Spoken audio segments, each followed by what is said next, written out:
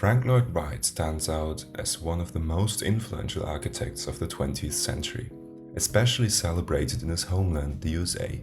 In his early years, he developed an architectural style known as prairie homes, which are long, low-roofed houses that mirror the character of the Midwestern landscape.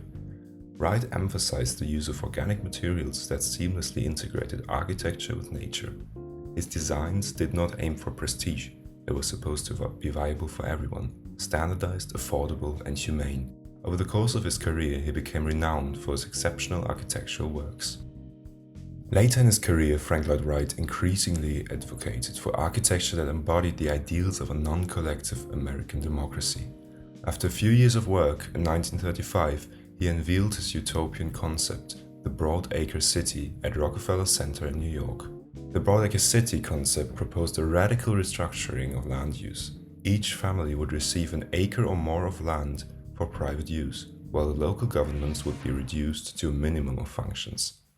Wright argued that the advancements like automobiles and telephones rendered large urban centers unnecessary.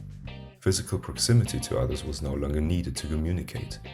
This, he believed, allowed Americans to migrate to the countryside without sacrificing community ties. Dense cities would give way to continuous low-density land use, with an average of 2.5 people per acre. Manhattan, for comparison, the place where the concept was proposed, has a density of over 100 people per acre. While Wright argued for this concept from a standpoint of technical innovation, the plan itself is deeply ideological. It contains three principles that have traditionally been at the core of American society. The first one is individualism. Wright advocated for an extreme form of non-collective democracy where individuals would govern themselves.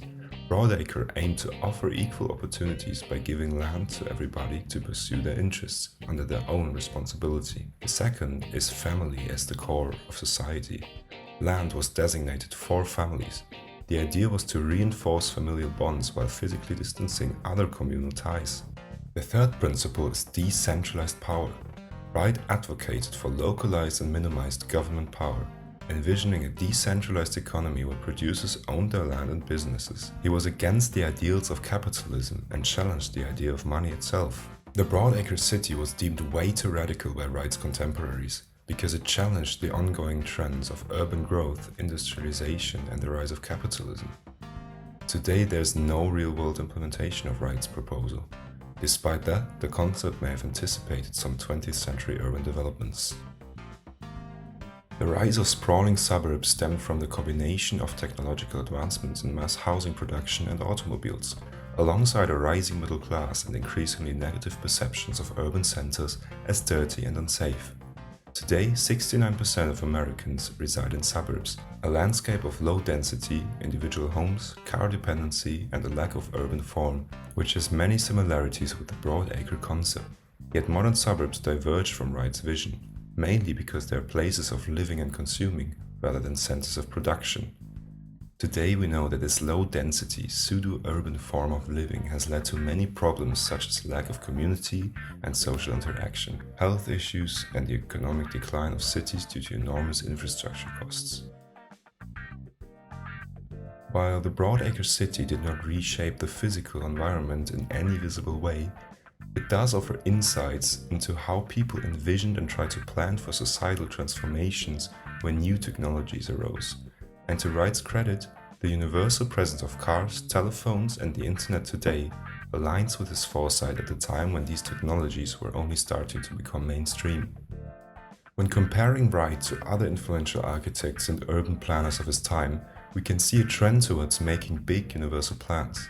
Le Corbusier's towers in the park, Ebenezer Howard's Garden City, or Robert Moses' ideas to turn New York City into a car paradise. Jane Jacobs critiques this notion in her book The Death and Life of Great American Cities. She says that what all these thinkers have in common is that they want to impose a pretended order on the real order.